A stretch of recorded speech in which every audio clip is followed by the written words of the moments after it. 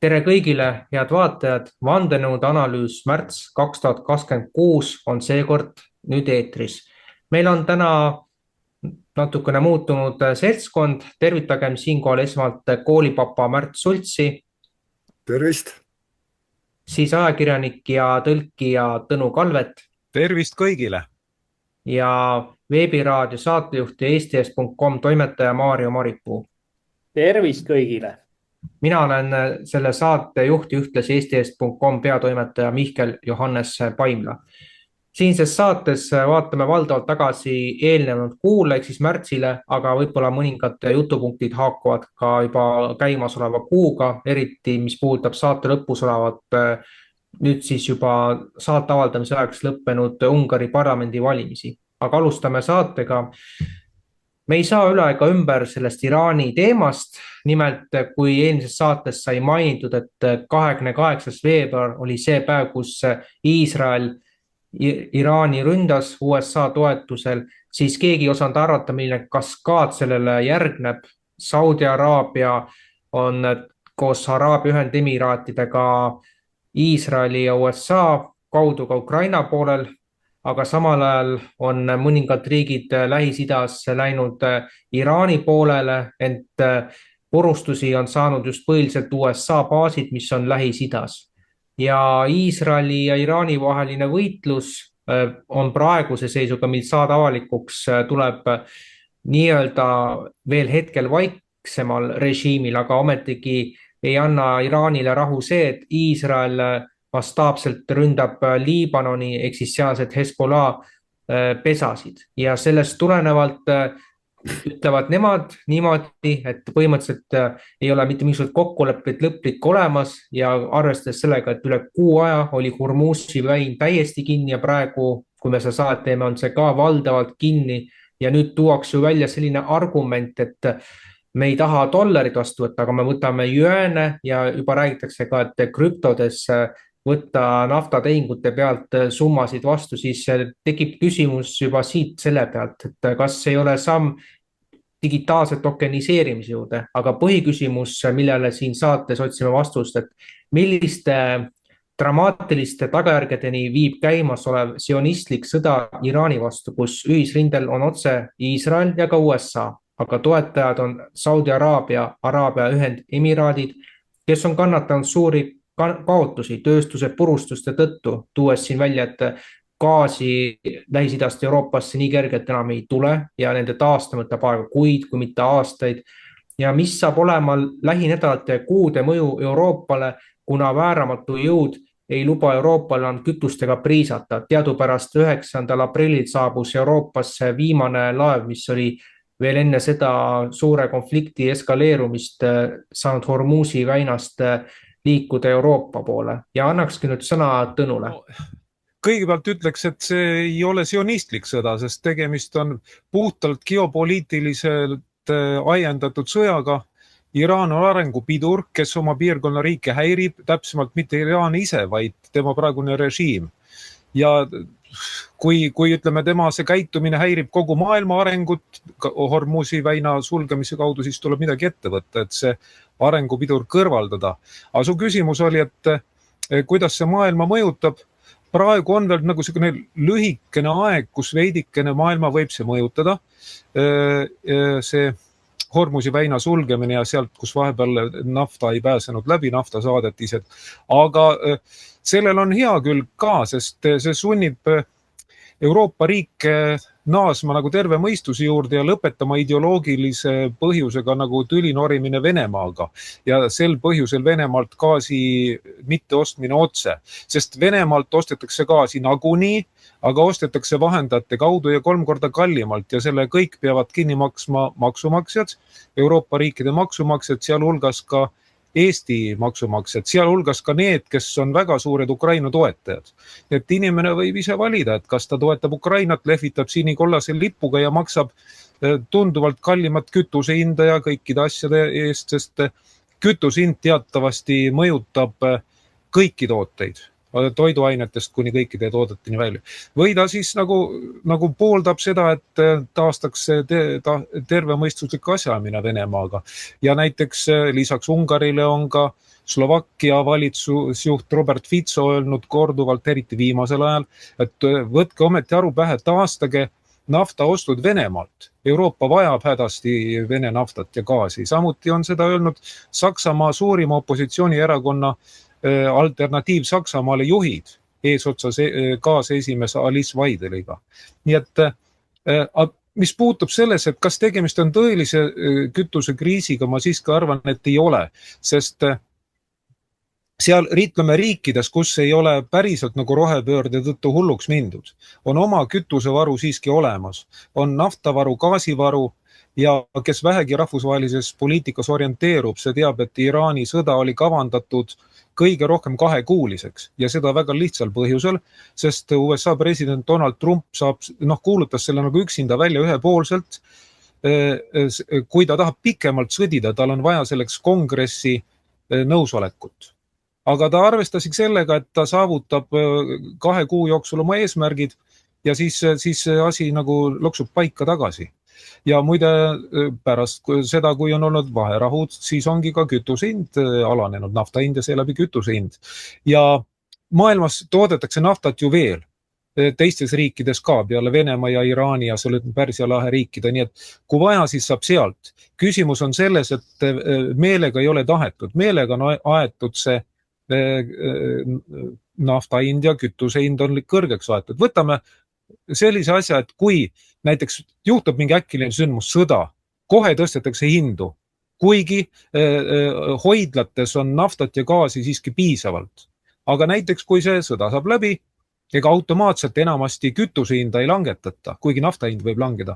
Kütusehind öeldakse, et aga me ostsime selle veel vanal ajal, ütleme kõrge hinnaga, me ei saa seda korraga odavamalt müüa. Nii et ütleme, praegu see kütusekriis on siiski suuresti kunstlikult tekitatud. Ja võib-olla rohepöörde inimesed rõõmustavad selle üle, võib-olla mitte, ma ei tea, aga üha rohkem olukord liigub sinnapoole, et terve mõistus peab tulema koju. Muidu riikide majandused ei pea lihtsalt vastu. Praegu minult kõik. Jah, aitäh sulle, Tõnu.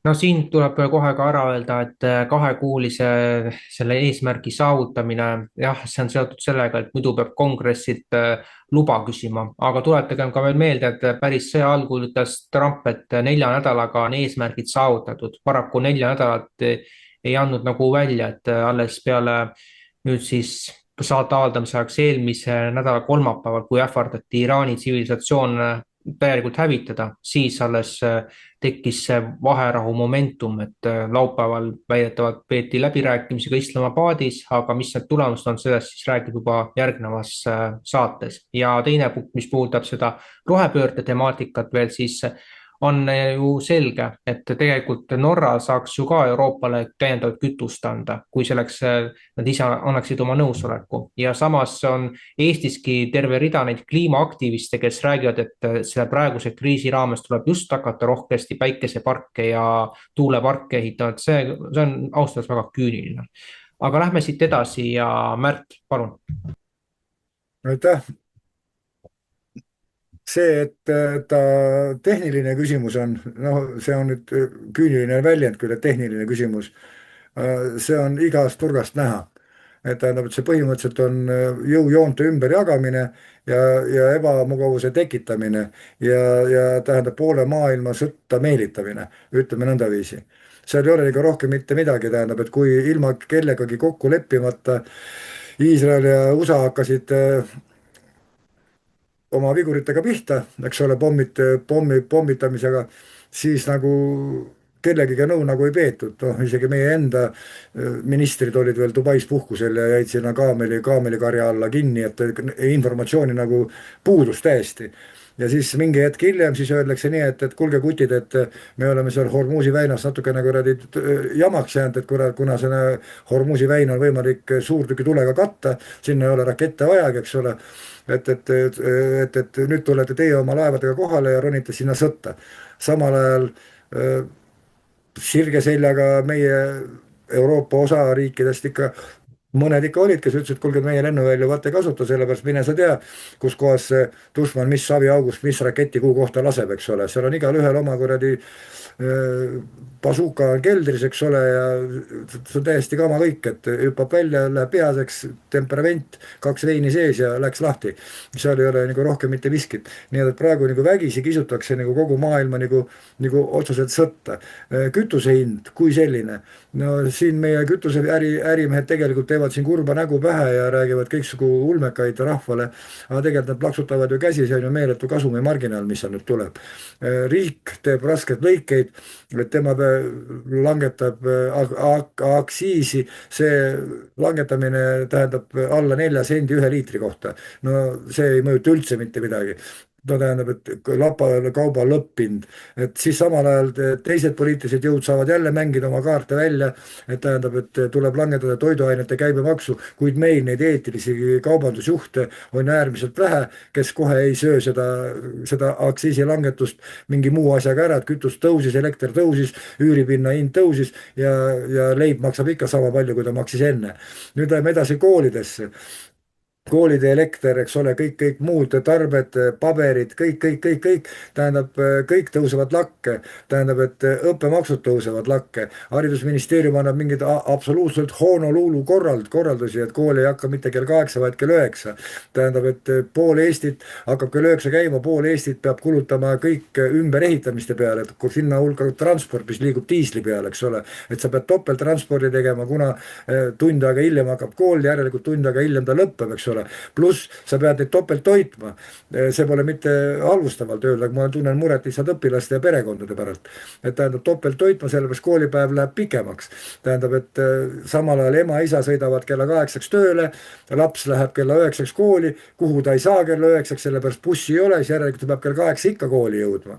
siis järelikult on juba tund aega söömata, siis ta peab saama hommikuoodet, siis ta peab saama lõunat ja siis ta peab saama ka õhtuoodet. see on juba nagu terve päeva hoid, eks ole, pluss tal hakkavad huviringid pihta peale lõunat, mis praegu hakkavad kell 3, kell pool 4, siis nad hakkavad kell 4, kell pool 5, tähendab õpilase koolipäev või tegevuspäev lõpeb ära kell 9:30.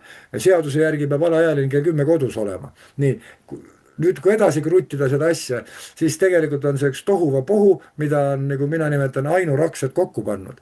tähendab, et isiklikku kasu ja just nimelt isiklikku kasu silmas pidades ja siin ei olegi nagu praegu antud juhul muud mitte midagi öelda, kui riik, ütleme kas meie riik, meie kodumaa, mina olen hirmus patrioot, eks ole, et lihtsalt absoluutselt rahulikult tuima tursa näoga vaatab, kuidasmoodi meie hääbume ja samal ajal ainult oma initsiatiivist ja moraalitundest hoiame seda masinat püsti.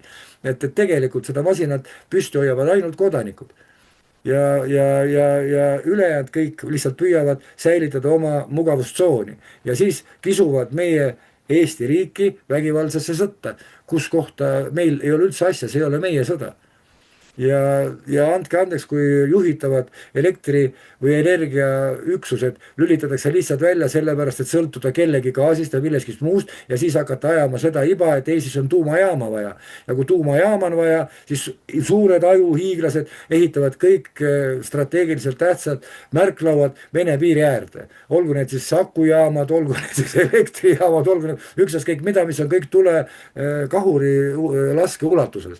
no kurat küll, palun vabandust, et kes on nendel koolis olnud õpetaja või kes on nendel olnud strateegilise mõtlemise õpetaja või kus kuramuse kohast on selle strateegilise õppe saanud, mis oskab niimoodi lasta asju põhja ja tähendab teha meid nii haavatavaks ja siis ajada mingit jura, et Rail Balticust on väga hea tuua kiiresti moona edasi-tagasi mööda Euroopat, kui Rail Baltica ära likvideerimiseks piisab ainult ühest täpsusraketist ja ongi nägemist, seal ei ole rohkem mitte midagi. nii et ma, tähendab, mul on inimestest, kes selle hammasrataste vahel on jäänud, kohutavalt kahju õpetajana. aga antud juhul praegu suured poisid mängivad lihtsalt mingit mängu, et lasevad oma seisma jäänud relvaladu tühjaks, et maailma ümber jaotada. ja samal ajal öelda, et kaotada ära ja saata kiviaega Iraan, no see on, selline inimene tuleb ju risti lüüa tegelikult. eriti veel tänase pühade valguses on ju, et see on ju mina tulen ja mina tahan ja mina võtan, eks ole. et anna andeks, et nii see asi päris ei käi. maakera meil on üks, no ütleme ulmemõte, mis mul vandenõuteooria, et maakera meil on üks, see, mis maakera maapõue sees on, see nafta ja gaas ja pluss kõik, see tegelikult kuulub kõigile. lihtsalt juhuslikult on sattunud mingid riigipiirid kuskile.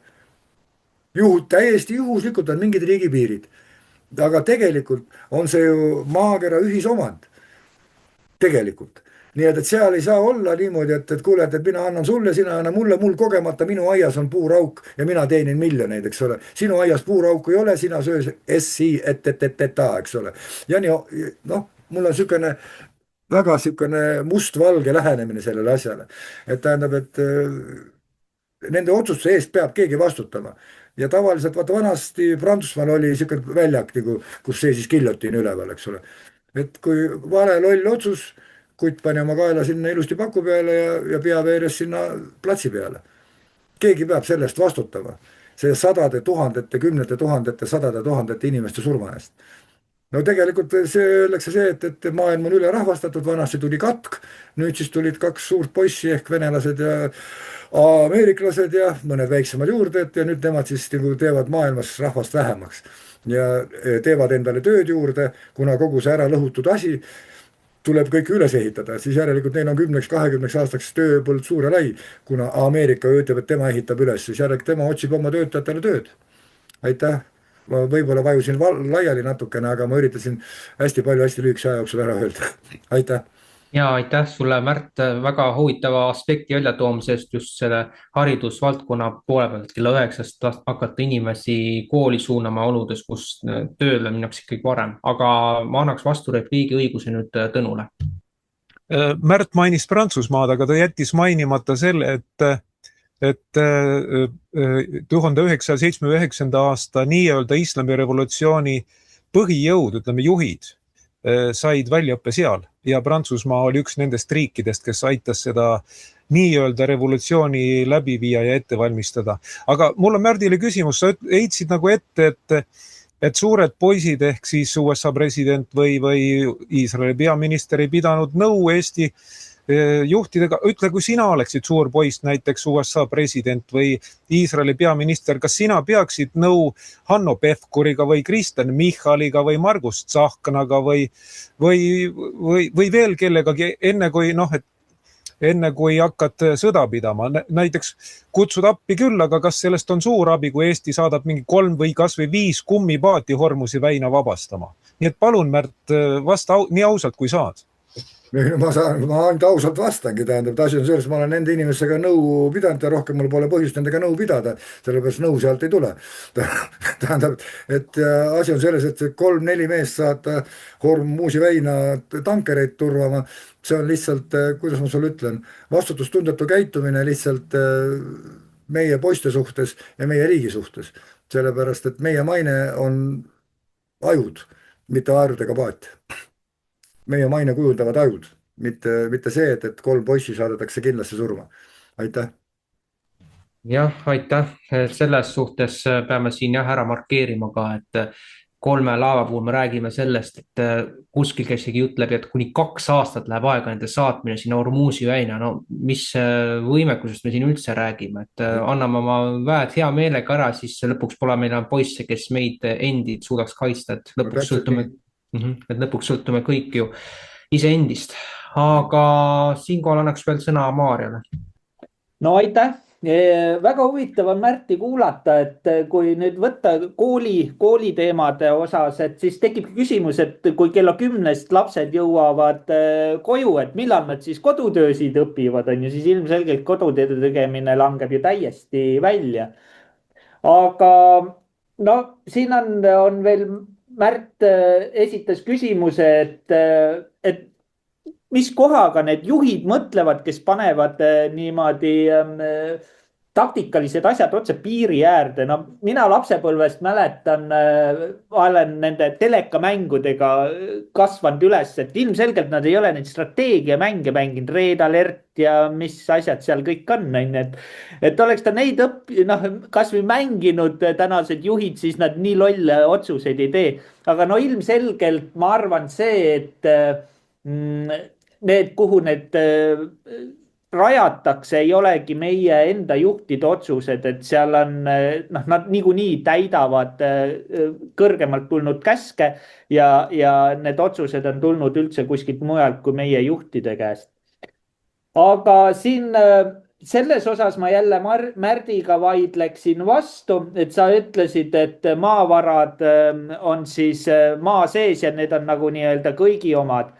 Et noh, hea küll, et saame aru nendest riikidest, kus on juba mitukümmend aastat on naftat pumbatud, aga nüüd kui mõelda meie enda maavarade peale, fosforiit ja muud asjad, et kui siin läheneks sama asjaga ja kõik mõtleks, et ma ei tea, Austraalia ütleb, et kurat küll, et see fosforiit kuulub meile, et see maa seest ja see on meie kõigi oma ja meil läheb just täna seda vaja, siis tähendab seda, et meile on kõik persses, sellepärast et põhjaveega on meil siis kõik.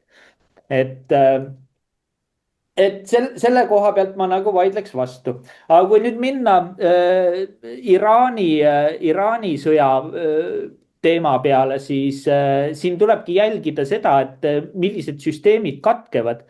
Et selles seda puudutas Tõnu ja väga hästi, et noh, energiaturg, et Ormusi väina see nii-öelda, noh, riskid ju kasvavad sellega, on ju. Ja nafta ja LNG hinnad lähevad ülesse. Ja kui nüüd mõelda seda, kus Euroopa nii-öelda on oma energiapoliitikaga, siis nad on ju ise, Euroopa on ennast ise maalinud nurka nende energiahindadega, oma rohepöörde ja muude hullustega, pluss veel Ukraina sõda, nagu ka Tõnu ütles, et kes see käskis siis Venemaa teemad ära lõpetada, kuid seal ju, kui me mäletame seda, neid gaasijuhtmete lõhkumisi Läänemeres, et see ju oli ju otseselt sabotaaž Euroopa Liidu vastu ja kui nüüd vaadata, mismoodi on sõna võetud, siis ei piuksugi. Ja USA ju ise Biden tunnistas üles, et me teeme kõik selleks, et gaasivarustus Euroopa ja Venemaa vahel lõppeks. Ja nii tehti. Et jah, minu poolt on kõik, aitäh. Aitäh, ma annaks võib-olla veel vastulause võimaluse Märdile. Aitäh, tähendab, et riigi ülesanne või valitsevate klasside ülesanne on hoida oma alluvad nii lollid kui vähegi võimalik, sest siis on neid kergemini juhtida. See on praegu haridusministeeriumi ja teadusministeeriumi nagu üks klausel, mida nad välja ei ütle, aga nende tegevus näitab. Ma olen suga päri. Tähendab, ma just ekstra, ma ütlesin sulle, ma käin sulle arulageda mõtte välja, tähendab, et maavarad kuluvad kõigile. Aga kuna eestlased on nii arukad, siis nad hakkavad ise seda fosforiiti kaevandama ja kaevavad ise Eesti üles. Nad on Eesti mehed on veel nii arukad, et nad leidsid 200 meetri sügavuselt kildi, kus kohas on kulda ja rauda ja varsti nad kaevavad kogu selle Ida-Virumaa üles. Ja see ei ole enam kuigi kaugel, nii et seltsimehed austraallased ei jõua isegi siia mitte küsima tulla, sest meil on see juba kõik ära tehtud. Nii et kunagi me tänu selle fosforiidi sõjale suutsime vabaks saada ja nüüd teeme ennast kerjusteks sellega ja lõhume kogu oma maa ära. Nii et aitäh sulle, aga mul on hea meel, et see repliik käivitas sinu mõtte, suur tänu. No just siit ütleme, et Nauru ei ole kaugel Nauru saatus. Nii, aga siin veel annaks veel selle ringi viimase vastulause Tõnule. Hea, et siit käis läbi Austraalia. Ma ei tea, kas see oli juhuslik või mitte, aga käis läbi just selle riigi nimi. Ja see tuletas mulle meelde, kui selle aasta 100 ja ühtlasi aastatuhande alguses ilmus Eestis uudiseid, et uuriti Dictonema kilta, tehti proovipuurimisi ja taheti hakata kaevandama. Siis oli mainitud, et seda tahtsid teha üks Eesti ettevõtja, eestlane ja üks Austraalia eestlane. Ja nad olid päris kaugele jõudnud, aga siis valitsus pani käe ette. Nii et ärge arvake ühtegi, et austraallasi lastakse ligi. Meie valitsus käitus tookord väga patriootlikult ja pani edukate proovipuurimiste järel, tõmbas pidurit. Nii palju praeguseks minut. täiendaksin seda, tollel ajal oli minister Pentus, kes ütles eetris välja, et tema puurib 3,5 kilomeetri sügavusi puurauke. See näitab nüüd haritust. jah, väga hea, et see keskkonna üldse see meie maavarade teema sai ka üles tõstatatud, et siin tuleb ka vaadata seda, kuidas Tsahkna poeb igast küljest peale, et saaks austraallastele ja ameeriklastele meie maavarasid maha parseldada, nii et Just. see on väga oluline teema. Ja kuna siin haridusteemasid käsitleti saate jooksul päris mitu korda, siis loodetavasti järgmine saade me räägime ka sellest ideoloogilisest diktatuurist, mis puudutab siis ütleme nõndanimetatud LGBT teemade kooslikku käsitlemist, aga see on siis mai alguse teema. Ent nüüd siis lähme järgmise temaatika juurde ja räägime valdavalt Eestist. Alustades sellest, et märtsi lõpus toimus 2 provokatsiooni nii idapiiri ääres kui ka siis Tartu lähistel ja 25.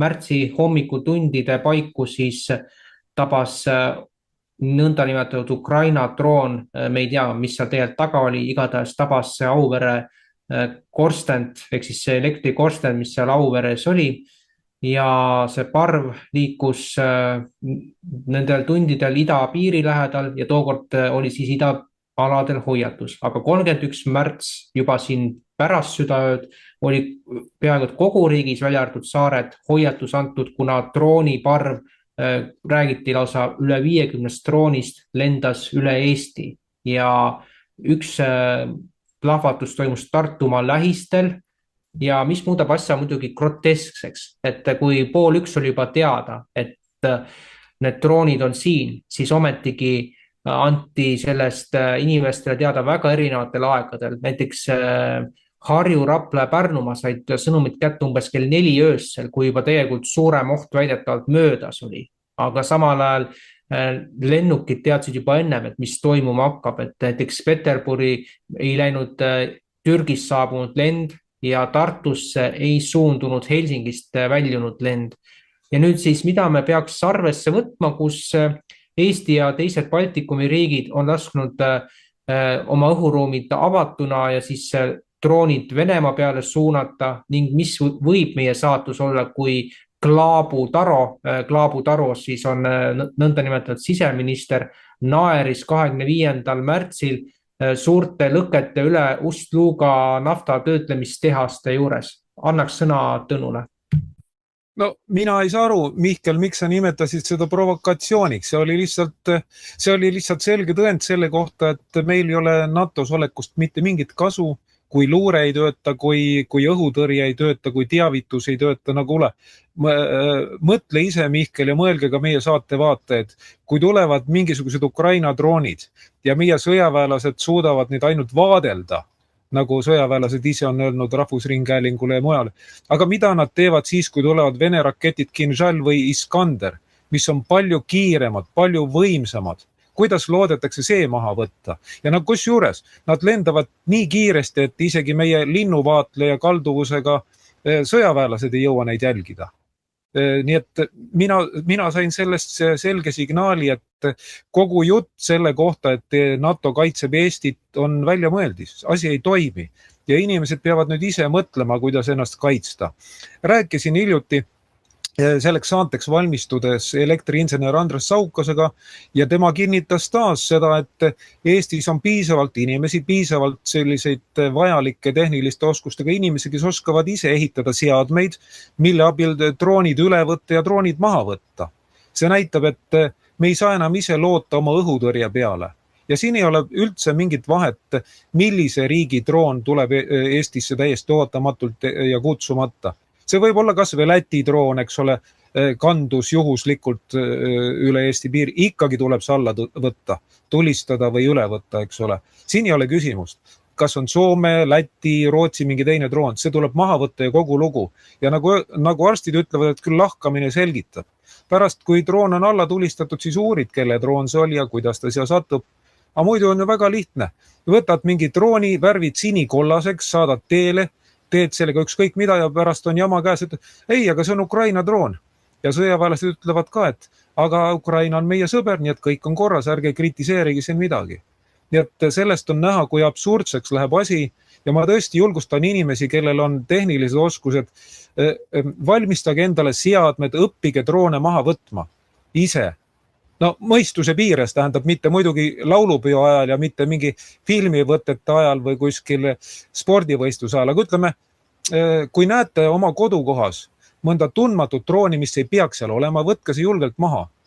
Ja kui saate, õpetage teisi inimesi ka maha võtma, sest me ei saa oma kaitseväel enam kindel olla. Ja võib-olla ei tasugi siin üllatuda, sellepärast et kui panite tähele, siis kaitseväelased, kes drooni intsidente ajakirjanduses kommenteerisid, need kandsid Ukraina lippu oma varukal. Sinikollane ilus lipukene peal oli Kertu Slava Ukraini ja siin ei ole nagu küsimust enam, et millise riigi huve need teenivad. Ma arvan, et asi on täitsa selge. Ja pealegi oletagem tõesti, et see oleks olnud Venemaa droon. Ja nüüd mõelge ise, kas NATO riskiks tuumasõjaga mingi Venemaa drooni pärast. Mina pakun, et pigem kogunevad mingid NATO liikmesriigid, teevad tauniva avalduse ja kogu lugu. Ei hakka keegi rakettidega Venemaad siin ründama, mingit tuumasõda riskima. Sest Venemaa raketid on väga kiired ja jõuavad Berliini väga kiiresti. Praegu minult kõik. Ja tänan sind, Tõnu. Selles suhtes saab nõustuda jah, et need kaitseväe, ütleme siis tegelased, kes seal näiteks Terevisioonis 31. märtsi hommikul rääkis, et nad ei mõjunud suugi usutavalt. Ja eks siin arvata on, et mingisugune väide on käinud läbi, et kui näiteks droon 15 minutiga suudab jõuda sihtkohta, siis raketi saatmine droonile vastu, see võib võtta 20 või 25 minutit aega, et võib-olla targemad oskavad seda rohkem kommenteerida. Nii et see näitab juba, et meil on ikka selle logistilise poolega asjad mädad, aga annaks nüüd sõna Märdile. Aitäh, tähendab, et siin on hästi niisugune rahvaluule vastus sellele asjale, et tähendab, me oleme IT-riik, edumeelne IT-riik, aga seda teame ainult meie üksi. Tähendab, et Eestist välja nagu ei teata, et see on IT-riik. Noh, tipp IT-riik. Võtame ka see Mongoolia või ükskõik mis asi, see on kordades üle juba. Aga see droonivärk, see on, ma olen Tõnuga nõus. Et tähendab, et kuna meil on olemas, palun nüüd, ma ei ole mingisugune Vene korra taganutt ja meil on kogemused meeletult heade segajatega. Me suutsime segada kõik Soome signaalid, Rootsi signaalid, vaba Euroopa signaalid. Venelased suutsid meil siin ilusti segada ja need me pidime siin kõiksugu elavhõbeda antenne tegema ja kõiki muid asju, et saada neid signaale kätte.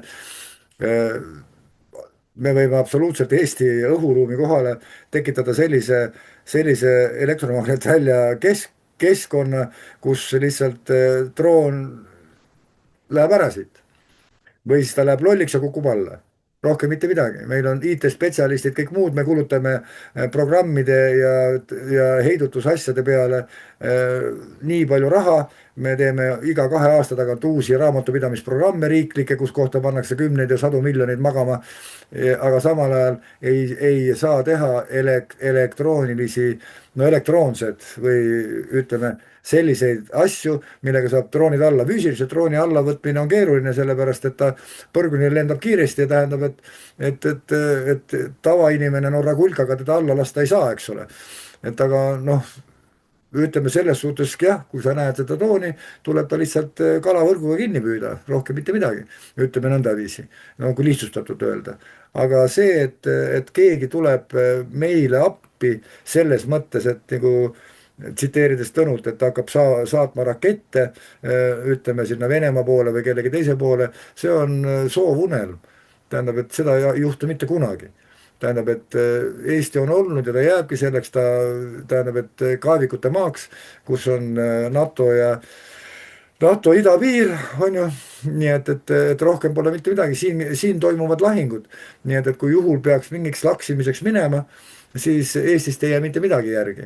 Aga samal ajal nüüd tuletame jälle meelde nõukaaega, miks pärast venelane peaks ründama enda investeeringut, kui pool Eestimaa asju on läbi variisikute, on Vene oligarhide oma tegelikult.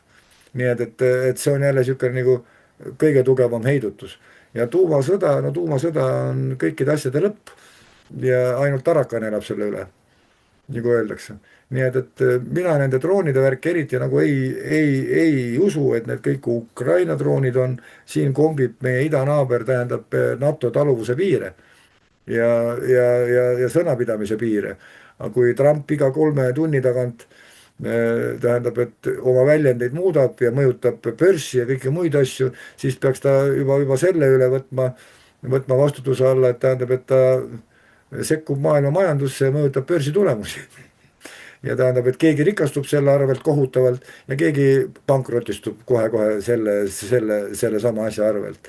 aga need droonid on siuksed asjad, et need teevad tähelepanelikuks, mitte tähelepanelikuks, aga ütleme, tavainimest need häirivad. ja kui nüüd võtta peavoolumeedia, siis üleeilne Aktuaalne Kaamera, ma juhtusin seda vaatama, koosnes 30 minutist sõjauudistest ja hirmutamisest. no mis asi see siis on? tähendab, et see on nüüd kõige hullem propaganda, mis üldse olemas saab olla, et tavainimene vaatab Aktuaalset Kaamerat ja teda 30 minutit järjest hirmutatakse ja muudkui räägitakse seda, et ta peab nädal aega ise vastu pidama oma kuivanud saiaga ja riik peab kuu aega vastu pidama, et toitma teda. nii et sihukest korduvalt rääkimist, lõppkokkuvõttes see kinnistub alateadvusse ja inimene hakkabki uskuma seda ja kui ta seda uskuma hakkab, siis on ta ju, ütleme nii, et siis on tema vaimse tervisega küll asjad väga korrast ära. Seks korraks kõik, aitäh. Ja aitäh, Märt. Siin tuleks jah ära mainida, et see üleeilne Aktuaalne Kaamera siis 9. aprillil räägiti jah sellest, et inimesed peaksid suure hurraaga valmis minema riigi nimel sõtta ja et nädal aega peaksime vastu pidama, aga samal ajal me teame, et meil ei ole piisavalt toidureserve, juba sellele juhiti mõned kuud tagasi inimeste tähelepanu, kes kuidas nägi.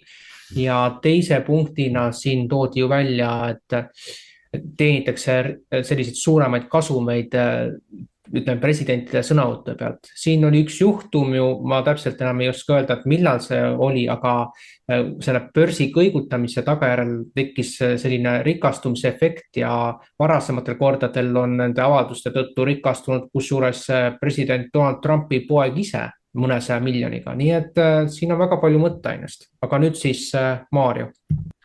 No aitäh. Selles osas Tõnu väga hea tähelepanek, et meil on nagu linnuvaatlejad, aga kui arvestada seda, et kes oli nii-öelda hariduse poolest meil Herem, siis tema oli ju meil mullamuti teadlane. Tema läks ju kaitsetööstusesse ja no ilmselgelt see vaatlus viiakse maa pealt maa alla ja sealt august siis vaadatakse. Ja tegelikult mul on tegelikult veits niisugust salajast informatsiooni ka, tegelikult kaitseressursid, see nüüd ei ole enam nali, aga tegelikult minnaksegi selles suunas, et kogu infra siis tahetaksegi maa alla mingi osa viia, sest arvestatakse, et kui see raketisadu, need Kinžali hunnik sealt tuleb, siis siin ei jää mitte midagi järgi ja ainuke viis on siis maa all olla nagu mullamutt ja ilmselgelt Herem tänu sellele selle koha sai ka, vist mitte ainult sellepärast, kuna ta oli ikka toiduahelas ja väga hea oli kohe võtta reformile ustav. Aga siinkohal, mis Märt ütles, et droonid võrguga kinni, meil oli see saade, oli ka droonide teemal ja mina rääkisin ka, algul Kertu Luisk ütles, et soovitati kalavõrguga ja ma kiitsin takka, et ja, aga vaata, siin ongi see drooni ja drooni vahe, et meie mõtleme neid 4 tiivikuga seal neid kalavõrguga kinni püüda, aga kui neil on ikkagi tiiva sirutus on 6 meetrit ja 50-kilose pommiga ringi ratsutavad seal taevas, et seda väga lihtsalt kalavõrguga ei püüa. et sellel on vaja nagu niisugust vintskemat asja, millega ta sealt alla tuua. Ja muidugi Kalju Tamme oli eelmine kord meil saates ja siis ta lahkas seda väga kenasti, mismoodi kuidas neid alla tuua. Aga seda saavad juba meie saate kuulajad ja vaatajad Patreonist või Blu-ray'st vaadata. Aitäh! Jah, suur tänu sulle, Maarjo, ja eks me siis peame tõdema, eks neid provokatsioone meil tahetakse siin ju ikka edasi teha või siis ütleme lihtsalt selliseid näitemänge, aga samal ajal me lihtsalt peame tõdema ka seda, et milleks venelasel vaja meid pommitada, kui ennem on Euroopa Liit valmis meid lõpmatuseni ära kurnama. Aga siis lähme nüüd järgmise teema juurde ja jõuame Euroopa Parlamendi juurde, mis jäi nüüd 26. märtsi temaatikasse ja esmakordselt leidsid üksmeele Euroopa rahvaparteilased ja siis need parempoolsed konservatiivid, kes seni olid üksteisest pigem eraldi ja millistes punktides jõuti siis valdavale üksmeelele. Rangem Euroopa Liidu tagasisaatmismäärus ehk siis massiline immigratsioon, mis on siin juba kanda kinnitanud üle 10 aasta, on saanud oma suurema tagasilöögi. Teisalt siis vestluse kontrolli kaotamine, teisisõnu digitaalse privaatsuse võit, ehk siis siin on räägitud kuid sellest, et Signal ja muud sellised äpid muudetakse Euroopa Komisjoni poolt totaalselt jälgitavaks, ehk siis iga asi, mida me kirja paneksime, oleks siis tulevikus Euroopa jõustruktuuride poolt nähtav selle enne juba, kui see on edasi saadetud. Ja kolmas siis pragmaatiline kaubandussuhete lähtestamine Trumpi Ameerikaga ehk teisisõnu USA kaupadel kaotati tariifid ära. Ja see kõneleb sellest, et Euroopas on teatavad jõud, kes soovivad tagasi tuua normaalsust, arvestades sellega, mis Iraanis ja üldse Lähis-Idas toimub. Ja samal ajal, kui vaadata, et rohepöörde autor on olnud see Ursula von der Leyen, siis tema on kindlasti selliste arengute üle tõsiselt marus.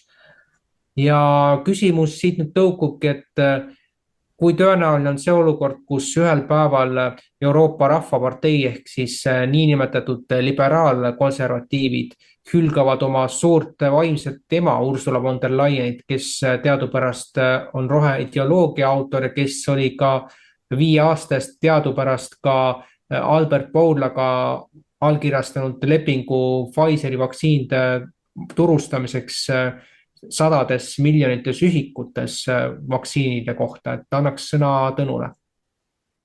Minu hinnangul on see väga tõenäoline ja seda ütleme 2 põhjusel. Esimene on võib-olla niisugune vormiline, sest minu andmetel 2027. aastal on Saksamaal presidendivalimised ja on juba juttu olnud paar aastat sellest, et Ursula tahab kandideerida presidendiks ja ütleme, et tagatuba on talle selle koha juba lubanud. Sellepärast, et on nähtud, et tal läheb jalgealune tuliseks ja tal on vaja pehmet maandumist. Nii et oletagem, et teda kogu käesolev aasta kangutatakse ja siis ta astub ise tagasi, rahulikult valmistub presidendivalimisteks ja järgmine aasta siis sel juhul valitakse presidendiks. See on nagu üks põhjus, miks on nagu täiesti lihtne mängida praegu Euroopa Rahvaparteil kangelast ja ohverdada euro Ursula.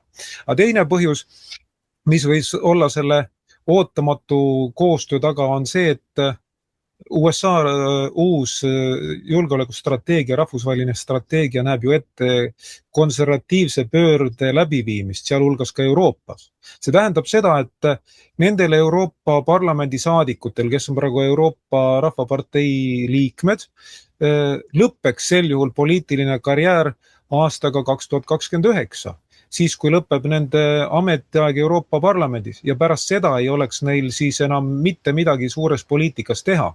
Sest kuna osa nendest on Trumpi kritiseerinud, USA valitsuse poliitikat kritiseerinud, on olnud pigem selline Euroopa Komisjoni meelne või Suurbritannia meelne, siis on selge, et nendele selles uues poliitikas pärast konservatiivset pööret enam juhtivaid kohti ei leidu. Nii et need inimesed, kas nad on aatelised või mitte, ma ei tea, mulle tundub, et mitte väga. Nad lihtsalt valmistuvad oma nahka päästma. Nad näevad ette, et tuule suund muutub ja kuna nad on tuulena usutajad, siis nad valmistuvadki selleks. Iseenesest muidugi on tegu õige asjaga, mille nad seal maha hääletasid või kiidan heaks. Aga tuleb nagu vabaneda pettekujutelmadest, et nad oleks teinud seda nagu headusest või ütleme tarkusest. Nad tegid seda ennekõike ikkagi oma naha päästmiseks. Sealhulgas ka need Euroopa Rahvaparteisse kuuluvad saadikud, kes on valitud sinna Eestist, nimelt Riho Teras ja Jüri Ratas. Et ärgem tehkem endale illusioone. Selline see praegu minu vastus.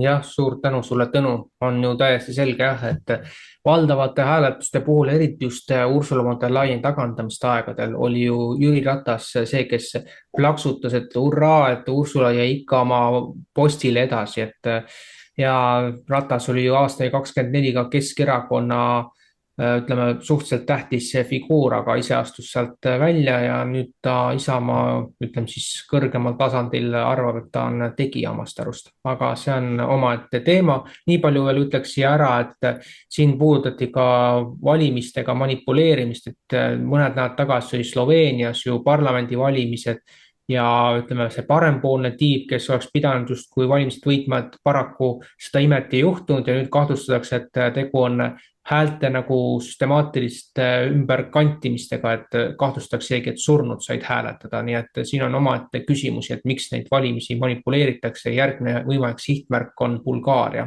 aga lähme edasi. Märt. aitäh, tähendab, et otsused, mis tehti, tähendab, seal ei saa öelda, et need oleksid halvad otsused, need on head otsused. aga nõustun täielikult Tõnuga, et tähendab, et see on nagu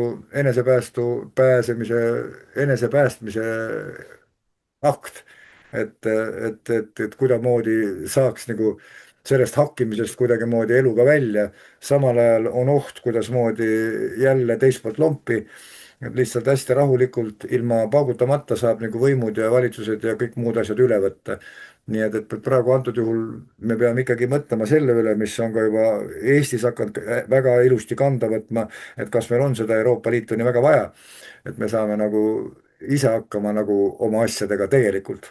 nii et siin nagu on niisugune 46 otsaga küsimus, millel on ainult üks ots, eks ole, mis on tõsi. nii et ja samal ajal sa puudutasid Jüri Ratast ja Terrast, eks ole, no need on täiesti mõttetud tegelased, nii et seal ei ole nagu mitte midagi rääkida. et tähendab, et ma olen Jüriga hästi palju kokku puutunud, nii et tähendab, et kui Ursula von Leyen on umbes a la tema metoodilise juhendi järgi töötab, siis on jõudu tööle talle ja et head langemist Saksamaale, kui ta Saksamaa presidendiks saab. nii et seal ei ole nagu mitte mingit muud asja. nii et rangeid otsuseid ja järske otsuseid tuleb teha, eriti veel siis, kui on keeruline olukord, siis keegi peab selle vastutuse võtma. see on õige ja mina ütlen ikkagi veel, et kas meil seda Euroopa Liitu on nii eriti vaja, sest et mina nagu oma ajaloost mäletan, et mina omal ajal hääletasin ikka Euroopa Liiduga liitumise vastu. niimoodi, et selline on lühikene kommentaar, ma ei oska seda laiali laotada, sellepärast seal on nii palju muutujaid, et meil on piiratud ajaressurss. aitäh. jah, suur tänu, Märt, selle ülevaate eest omalt poolt, mis tõid välja ja noh, paratamatult jah, selle euroreferendumiga siin on ju jutuks olnud, et hääletasid kuskil vähem kui pooled kõikidest hääleõiguslikest kodanikest tegelikult Euroopa Liitu astumise poolt, nii et see õiguslik küsimus on muidugi ka üsna selles suhtes terav. ja võib ka öelda jah, et tuleviku vaates, mis puudutab nüüd meil siin presidendivalimisi, siis hiljaaegu jälle Ilves tuli välja sellega, et Kaja Kallas on parim president. no halloo, ma arvan, et see tõeline presidendikandidaat tuuakse välja just enne neid valimisi, kui Riigikogus läbi suruda, siis valimiskogusse võidakse must hobune välja tuua, aga seda siis näeme juba augusti lõpupoole septembris. aga lähme edasi siis, Maarjo. no aitäh, selles suhtes, et et sa puudutasid seda Euroopa Liitu astumise teemat, et paljud kriitikud on nimetanud see 2004 me liitusime, on ju, ametlikult, et seda liitumisprotsessi on väga palju kritiseeritud ja kui tagant nüüd mõelda, täna me juba teame, mismoodi inimesi läbi meedia ja mismoodi manipulatsioon käis ja kui nüüd mõelda ajas tagasi sinna aega, kus olid need valimised, siis tegelikult käis räige manipulatsioon ja inimeste keelitamine ja meelitamine, kuigi olid osad jõud, kes ütlesid, et ei, et ärge tehke, et te jõuate siia etappi, kus me täna tegelikult oleme, kus tegelikult ju Euroopa Liit on lagunemas. ja samamoodi tegelikult see, mis Ursula von der Leyeniga täna toimub, on ju tegelikult ka märk sellest lagunemisest. Ta on kaotamas oma positsiooni, on ju. Aga noh, samas on ta ju ise on ju seda kõike teinud ka, mis täna ei ole enam nii-öelda in, on ju. Ta on roheideoloogia fanatt, on ju, tsentraliseeritud Euroopa Liidu nii-öelda lükkaja, riike tsentraliseeritud Euroopa Liidu poole, ehk siis see tähendab omakorda seda, et liikmesriigid ju kaotavad oma suveräänsust. Ehk siis meil hakkabki, noh, lükatakse meid nagu uude Nõukogude Liitu, on ju. Ja sellega kaasneb ka noh, ülivõimas bürokraatia, ehk siis milleks on Eestis on näiteks need Euroopa Liidu direktiivid on ülemad kui meie oma põhiseadus, on ju. Aga tegelikult selle kõige juures on ka üks väga hea asi, et Ursula von der Leyen kunagi ei pea muretsema selle pärast, et kui ta näiteks saab hundipassi Euroopa Liidu, siis Euroopa Liidu komisjonidest või kus iganes ta on, et ta võib ju alati minna oma ameti peale tagasi, milleks on gynekoloog, et ei ole probleemi. Aitäh. Jah, suur tänu sulle, Maarjo. Annaks nüüd repliigi võimaluse veel Tõnule. Siin mainiti Toomas Hendrik Ilvese ettepanekut, et presidendiks tuleks Eestis valida Kaja Kallas ja minul tekkis mõte, et kas siis Eesti tahetakse põhja lasta. Sellepärast, et Kaja teeb oma praegusel ametikohal väga head tööd. Paljud on teda kritiseerinud, halvustanud. Mina leian, et ta teeb oivalist tööd, et Euroopa Liitu lagundada. Ta on nagu tõeline meie mees Havannas või Stirlitz. Sest vaadake, selle lühikese aja jooksul, mis ta on olnud oma ametis Euroopa Liidu välisasjade esindajana, ta on niivõrd palju kahjustanud Euroopa Liidu mainet, tõsiselt võetavust, mida pole suutnud ükski ametnik kunagi varem palju pikema aja jooksul. Nii et selles mõttes ta on nagu tõeline kompu ja hoidkem pöialt, et ta saaks selle asja lõpuni viia, Euroopa Liidu maine oleks mudas aga sellest ma ei saa aru, kui ta tuleb Eesti presidendiks, sest kui ta jätkab samamoodi, see tähendab, et ta ei oleks enam meie poolt nagu, ja siis ta tahaks nagu Eesti Vabariigi põhja lasta. Vaata, sellepärast ma Toomas Hendrik Ilvese ettepanekut ei poolda. Praeguseks sel teemal kõik. Aitäh ja vasturepliigi õigus Maarjal. Just täpselt, selles suhtes ma täiesti nõustun sinuga, Tõnu, ja vaata, mis on kõige pullim. Ma ei saa aru, et kas Ursula von der Leyen, kes ta ise tegelikult Kaja Kallase pani ju pukki, käisid siin kohtumas ja käsi kinni jalutamas mööda Tallinna vanalinna. Et kas ta siis ei vaata Eesti uudiseid või? Ta lasi ju sisuliselt Eesti Vabariigi põhja ja nüüd te tõstate ta Euroopa Liidu nagu kõrge välisesindaja koha peale. No kuhu ta siis mujale oskab teda suunata? Ikka põhja suunas. Aitäh. Nii, aitäh siis jah, selle koha pealt ütleks lõpetuseks nii palju, et vaadates viimased arenguid, siis Kaja Kallas teeb juba kõik selleks, et Saudi Araabiat ja mitmeid teisi riike saada appi Ukrainale, ehk siis tuleks mitme riikide vaheline sihuke sõjalaadne olukord, kus on üks pool Saudi Araabia ja Ukraina ja kusjuures nüüd üllatav eelmisest nädalast veel tuli välja, et Süüria on ka Ukrainaga ühte läinud, kuna seal on Jolani nimeline seltsimees, nii et siin tuleb väga ootamatult liite veel lähiaegadel välja. Aga nüüd siis lähme tuleviku teemade juurde või siis ütleme selleks hetkeks, mil saade avaldatakse juba lähimineviku teemadesse. Nimelt 12. aprill määrab ära, milliseks kujuneb Ungari uus parlament ja võimalik valitsus.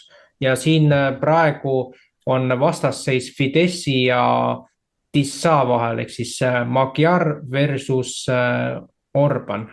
Ma loodan, et ma nüüd nimedega panin õigesti, aga igatahes, et liberaalne konservatiivsus versus praegune võim ja juba pakutakse välja, et tulemas on väga napid tulemused, väidetavalt peaks võitma liberaalne konservatism, aga seda ei saa keegi meist praegu täpselt kinnitada, kuna Teades, milliste vahenditega Euroopa Komisjon võitleb konservatiivsete jõudude vastu, siis on võimalikud valimispettused vaatamata sellele, et Ungaris on praegu valitsusvõim veel Orbani käes ja nüüd hiljaaegu käis Orbanit toetamas ka USA asepresident J.D. Vance. Nii et mis siis nüüd pärast 12. aprilli hakkab Ungaris saama? Alustame Tõnuga, kes teab seda ilmselt kõige rohkem. Jah, sul on õigus, Mihkel, ma tõepoolest iga päev jälgin ja tihti ka suhtlen oma Ungari sõpradega ungari keeles, hangin nendelt teavelt, nii et ma tean, mis seal toimub. Sul on õigus ka selle koha pealt, et Euroopa Komisjon teeb kõik endast oleneva, et valimistulemusi Ungaris mõjutada või võltsida kasvõi, aga tuleb lisada, et Peeter Madjari ehk siis Tissa erakonna esimehe toetajad, need on siiski minu hinnangul nõrgemad. Vaadakem, kes on tema pooldajad. Need on Euroopa Komisjon eesotsas Ursulaga, Ukraina režiim eesotsas Vladimir Zelenskiga, Suurbritannia ja siis ka ülemaailmselt sellised ultraglobalistid nagu George Soros või siis see Maailma Majandusfoorumi kauaaegne juht. Aga koos oma organisatsioonidega muidugi. Aga vaatame, kes on siis nagu Viktor Orbani toetajad. Need on USA praegune valitsus, Venemaa praegune valitsus, Hiina praegune valitsus ja Iisraeli praegune valitsus. Paneme siia juurde ka naaberriigid Serbia ja Slovakkia. Esmapilgul tundub, et nad ei ole nagu olulised, aga samas, kui sa mõtled, et sul on põhjapiir on kaitstud ja suur osa lõunapiirist on ka kaitstud, seal on sinu sõbrad, siis on see ikka väga oluline.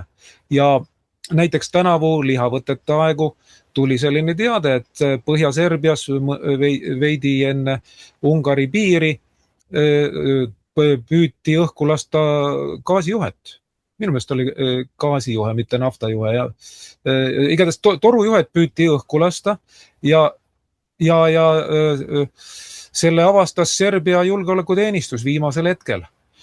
On täiesti loogiline eeldada, et Serbia julgeolekuteenistus tegi koostööd selle nimel ka Vene julgeolekuteenistusega ja Iisraeli julgeolekuteenistusega, võib-olla ka USA omaga, ja ka mitte viimases järjekorras Hiinaga, sellepärast et Hiina kaupade turule jõudmiseks Euroopasse on väga oluline nii Serbia kui ka Ungari ja Hiina on mõlemad toetanud. Näiteks suur raudtee, mis ehitati Budapestist Belgradi, osa juppe tehti korda, osa ehitati uuesti, see oli suuresti ehitatud Hiina rahaga ja sealt hakkab liikuma, õigemini liigub juba nii reisirongiliiklus kui kaubaliiklus.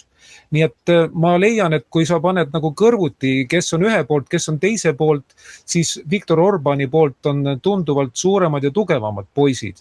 Mõtleme sellele, et kõigi nende riikide salateenistused aitavad Viktor Orbani, aitavad Ungari salateenistust. Nii et meil on palju räägitud sellest, et oi kui paha, et Venemaa eriteenistuste inimesed on Ungaris ja püüavad nagu valimistulemusi mõjutada, aga on jäetud rääkimata, et väga tõenäoliselt on seal ka USA, Iisraeli ja Hiina eriteenistused, samuti Serbia ja Slovakkia omad ja veel mõned.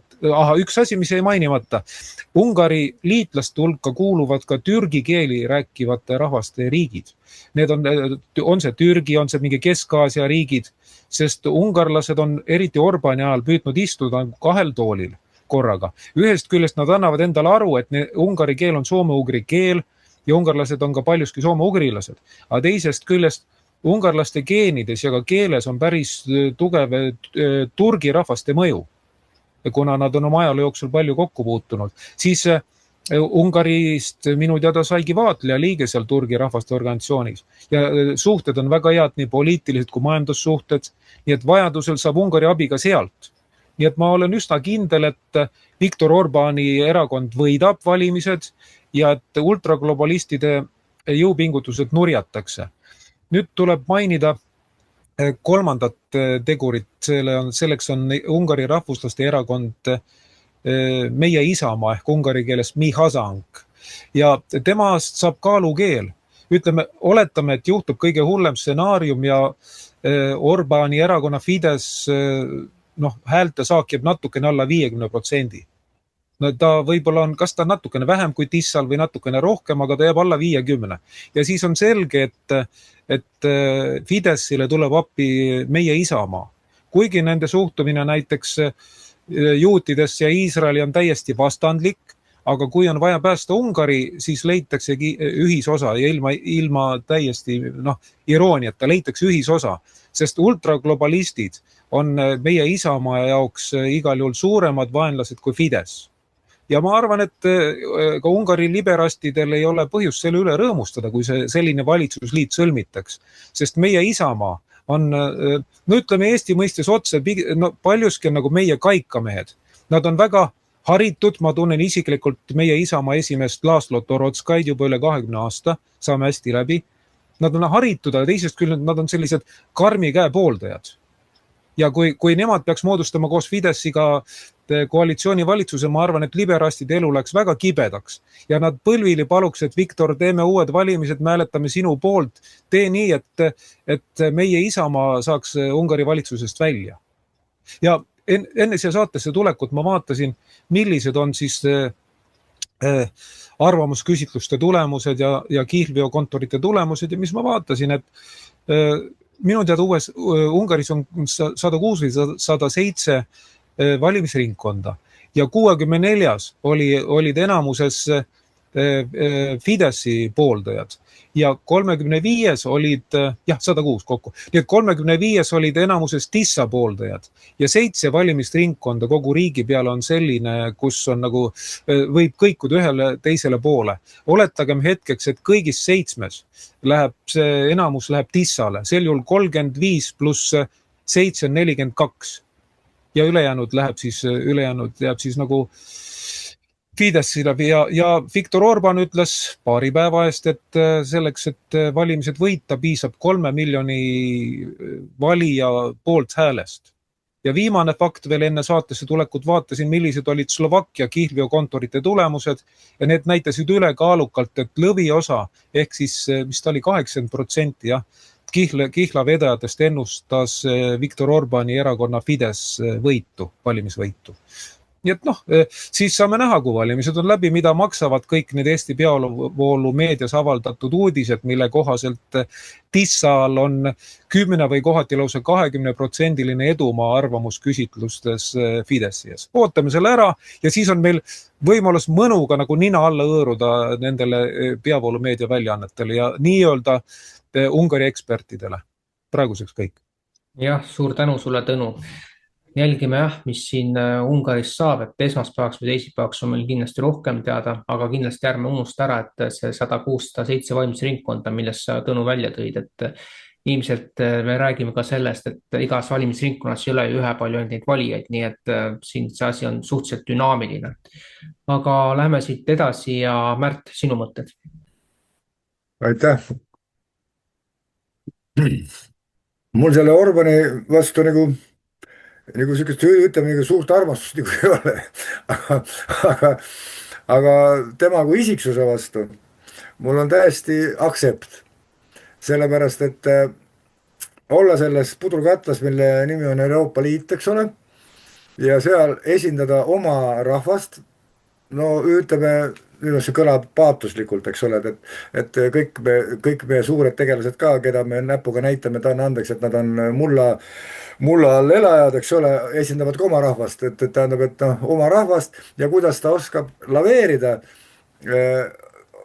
vastaspoolte vahel, ütleme Venemaa, USA, eks ole, Hiina, kuidas ta oskab nendega kokku leppida ja kui taktikaliselt õigesti ta käitub. Tähendab selleks, et saada endale soovitud tulemust. Ja samal ajal, kuidas ta oskab säilitada enda raudtoru iseenda sees, ma ei tea, no see on ikkagi väga kõva isiksuse tunnus, et tähendab, kuidas ta ei lase ennast murda, tähendab, kui ta ei ole nõus, siis ta ei ole nõus ja töödelgu teda ükskõik kes, kas meie saamatu Kaja Kallas või keegi teine, et ta ei saa nagu selle vennaga kuidagi moodi hakkama. Tähendab, et tema on nagu selles suhtes minu silmis õige juht, sest et juht peab olema sutsukene psühhopaat, et sinna muidu teistmoodi ei ole võimalik asja edasi nagu viia. Ja ma nõustun Tõnuga, et suure tõenäosusega tema partei läheb edasi, kuigi väidetakse siin meie peavoolumeediat, et majandus seisab ja kõik on hull ja kõik põleb ja noored loobivad kuramus pudeleid läbi akende sisse ja taida-raida mida veel ja siis lõhuvad riideid nagu Vene madrused, et kuramus, et see ei ole õige, et me oleme puht sotsialistlik ja meie ei taha olla Venemaal, me tahame olla USA all, eks ole, me tahame olla Euroopa Liidus. See alles hiljuti olid sellised loosungid, tulid peavoolust ja telekast.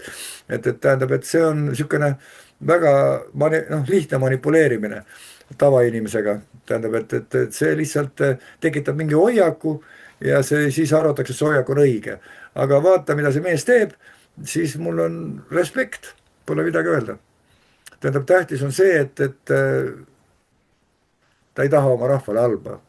Ja vaat see on see kaalukeel, mis nagu minu nagu eelistusi või mitte eelistusi määrab. Ja samal ajal ta on nõus kannatama. Sellepärast see, mida ta teeb, see ma kujutan ette, mis temaga tehakse. Et millise akli ja masina sees ta hommikust õhtuni on. Nii et ta on üpris kõva tegija. Aitäh! Ja aitäh sulle, Märt. Annaks veel vastulause võimaluse Tõnule, palun. Märt juhtis tähelepanu õigele asjale. Ta kasutas võib-olla veidi vale sõna laveerida, aga Viktor Orban on tõesti hea diplomaat ja selle heaks kinnituseks on see, et ta on suutnud oma liitlast hulka saada ka need, kes omavahel on tülis. Võtame näiteks USA ja Hiina. Mõlemad vaimustusega toetavad Ungarit, kuigi täpsemalt Viktor Orbani juhitavat Ungarit, kuigi nad omavahel on naksus, eks ole, raksus. Ja sama lugu on näiteks Iisraeli ühelt poolt ja Turgi rahvaste riikidega, kes samuti on omavahel tihtipeale naginas. Aga ometi mõlemad toetavad Ungarit. See näitab veel kord, kuidas Viktor Orban on suutnud hea diplomaadina panna Ungari kasuks tööle ka need, kes muidu omavahel on tülis. Nii et Märt juhtis väga õigele asjale tähelepanu. Ja ma tahtsin repliigi korras öelda vabandus sõnakasutuse pärast, jah. See minu poolt öeldud sõna laveerimine on halvakõlaline. Aitäh, Tõnu! Ja aitäh selle mõttearenduse eest ja enne kui ma Maarjale sõna annan, siis peab nõustuma jah, et Orban on diplomaatiat arendanud venelastega, kohati ka hiinlastega ja samal ajal ta on blokeerinud ära ka Ukrainale eraldatava suure laenu saatmise, mis oleks meile nagu järjest suurem koorem. Ja üks asi, mida ma veel siin tahaksin rõhutada, et meie ja Ungari vahel, ehk siis EKRE ja Fideszi vahel olev armastus, nagu siin nüüd hiljaaegu välja toodi, on ühepoolne, ehk siis EKRE omad on kohtunud Fidessi saadikutega, aga peaministriga pole EKRE omad kohtuda saanudki, nii et see juba kõneleb sellest, et siin nagu ei ole see usaldus teineteise vastu tegelikult jäägitu, aga siit olekski andnud Maarjale. No aitäh! Täiesti nõustun selles osas, et nagu Tõnu ütles, et Euroopa Liit üritab igasuguste vahenditega sekkuda sellesse ja see on ka suure põhjusega. Sellepärast kui Viktor Orban peaks saama võidu, mis ka suuresti ehk saab ka, kui nii-öelda küsitlused ja kihlveokontorid nii väidavad, aga üllatusi võib tulla. Kuid samas, kui salateenistused ja asjad nii tugevalt, erinevate riikide salateenistused nii tugevalt aitavad seda kogu süsteemi lükata Orbani kasuks, siis on tulemus teada. Ja kui Orban saab nii-öelda võidu, siis see kiirendab ka Euroopa Liidu lagunemise protsessi. Ja see ongi see põhjus, miks Euroopa Liit küünte ja hammastega üritab seal teha igasugust asju. Minu meelest on seal isegi Viktor Orbani vastased meeleavaldused vist on korraldatud seal vist isegi või vähemalt televiisoris näitab nii palju, kui ma seda vaatan. Samas nüüd ju uued uudised ja Eva Helme seal küsitles mingit noormeest ja see ütles otse välja, et Hello, Kolos. We are from Estonian Conservative People's Party and we support Viktor Orban. Can you say why do you support Viktor Orban and his party policy in Hungary? Because it's the best choice. You don't have really better choice than Orban. the fake right, TISA party is just full of neoliberals, and they tell us that they are right-wing, they are patriots, but they are false patriots. They can't defend Hungary and Hungarian values. Et nii ta on. Et jääme huviga vaatama. Ikkagi see on täpselt sama huvitav vaadata, nagu ennem oli seda, et kas Trump saab presidendiks või ei saa, nüüd on Orban. Aitäh. Jah, suur tänu sulle, Maarjo, ja jälgime siis mis järgmise nädala ehk siis nüüd saate avaldamise ajaks on Ungaris toimunud ja kindlasti anname selle omapoolse kokkuvõtte ka siis juba mai alguses olevas saates. Aga tänan kõiki, kes meie saatest osa võtsid ja kindlasti, kui teil vähegi võimalik, saate toetada Eesti Eest portaali tegevust, vaatamata sellele, et meil on praegu ajastu suhteliselt keeruline. Aga järgmise korrani mai alguse poole. Nägemist! Väge ja võimu meile, aitäh! Ja jälgige mängu! Jälgige mängu! Nägemist kõigile!